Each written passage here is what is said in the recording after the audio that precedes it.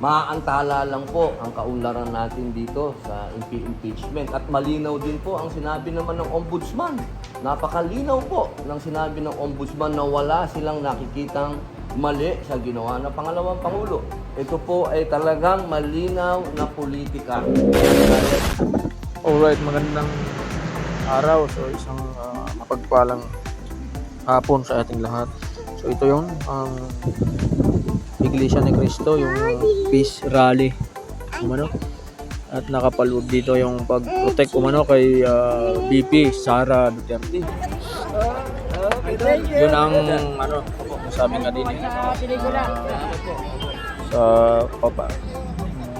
kausap natin itong si Senator Robin Padilla kung ano ba talaga ang motibo. Okay na sir, okay na. Thank you. Gusto kong rally for peace ng INC. So, alright, panoorin natin. Tingnan natin ang sinasabi. Ang iba kundi si Senator Robin Hood Padilla. Alright? Galing naman, nandito ka.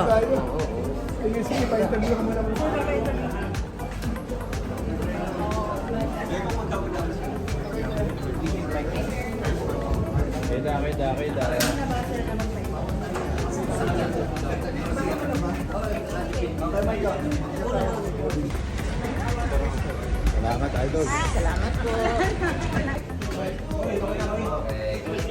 Sir, bakit nung po nag-desisyonan nyo na dumalo po sa peace rally ng ICC?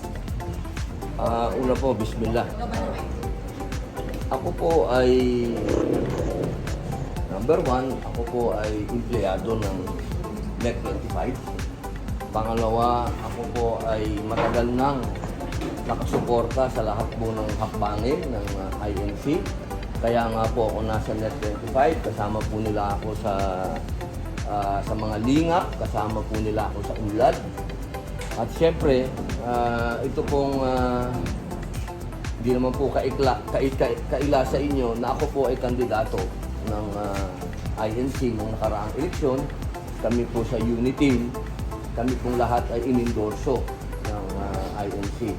Kaya po kasama kami dito sa kanila pong rally para po muli ay magkaroon talaga ng unity, na magkaroon po ng pag-uusap, magkaroon ng pagsasama at patungo po sa kaunlaran.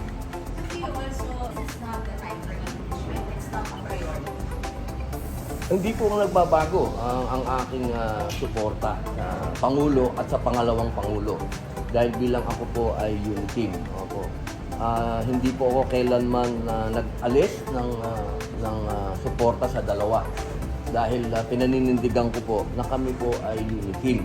Kaya po nung naisipan po ito at ginawa po ng Iglesia, ako po ay kaagad na sumama sa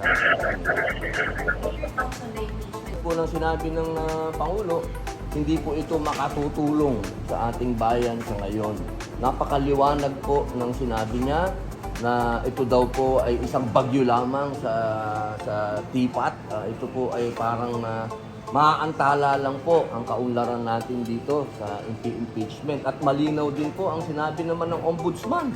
Napakalinaw po ng sinabi ng Ombudsman na wala silang nakikitang mali sa ginawa ng pangalawang Pangulo. Ito po ay talagang malinaw na politika. At yan naman po ay hindi kabigla-bigla dito po sa ating bayan, hindi na po tayo nag-mature pagdating sa politika. Kaya ito po sana, ito pong pagkakataon nito na pinagbubuklod po tayo ng Iglesia ni Cristo, hindi naman po ito usapin ng religion. Ito po ay sama-sama tayo bilang mga Pilipino. Nandito po ako bilang isang Muslim. Ako po ay sumusuporta sa hakbangin na ito. Panahon na po para tigilan na po natin ang napakaagang politika. Kaya po 2025 pa lang nagkakaganito na tayo. Kaya sana po itong hakbangin na ito suportahan po.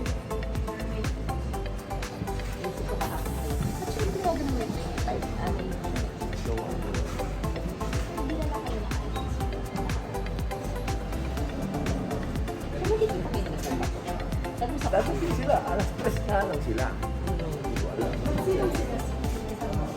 Salubungo. Magkasabay mo sila. Oo, nagkipin din sila eh.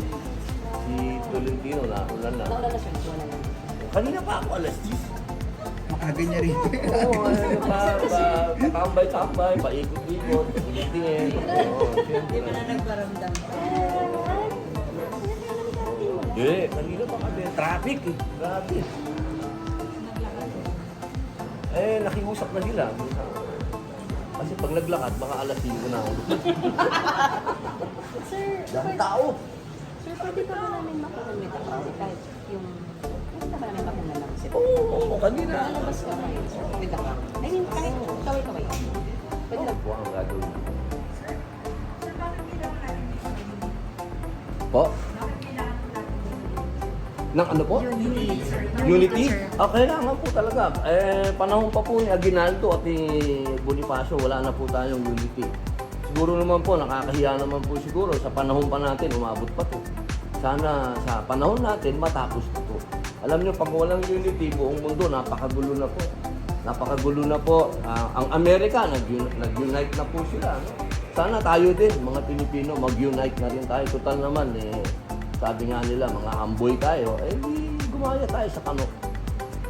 Pero naman po, napaka-plastic ko naman. Kung sasabihin ko po sa inyo, pag yan ay umakyat sa Senado, mag-iisip pa kayo kung ano yung boboto ko. Definitely po ako po ay pabor sa sinasabi ng ating Pangulo. Ako po ay pabor para sa ating pangalawang Pangulo. So you will vote that no for impeachment? Definitely. Ngayon pa lang po, alam niyo na po. Sir, isa pa. Sir, doon sa ARS.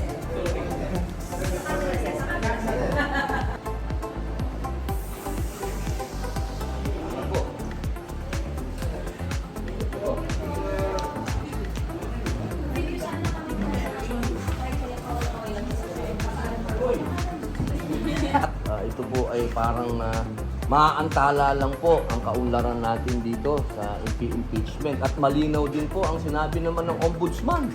Napakalinaw po ng sinabi ng Ombudsman na wala silang nakikitang mali sa ginawa ng pangalawang Pangulo.